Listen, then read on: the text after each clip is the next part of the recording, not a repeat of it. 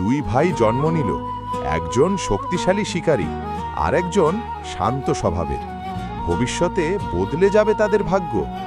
ইস ছিল সাহসী শিকারী, মাঠে জঙ্গলে তার জীবন, শক্তি আর স্বাধীনতাই ছিল তার পরিচয়। ক্ষুধায় ক্লান্ত ইস বলল, আমাকে খেতে দাও, কিন্তু এক প্লেট খাবারের বদলে সে হারালো বড় অধিকার। এক মুহূর্তের সিদ্ধান্ত আর ইস দিয়ে দিল তার জ্যেষ্ঠত্বের অধিকার চিরদিনের জন্য। বৃদ্ধ পিতার আশীর্বাদ, কিন্তু ভুল মানুষের হাতে। ছলনায় বদলে গেল ইতিহাস। ইস ফিরে এসে জানল সত্য, তার রাগ আকাশ ছুঁল। ভাইয়ের উপর ক্ষোভে জ্বলতে লাগলো মন।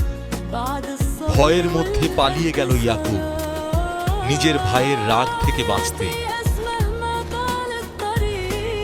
বহু বছর পর রাগ নয়, ভালোবাসা জিতল। দুই ভাই আবার এক হয়ে গেল।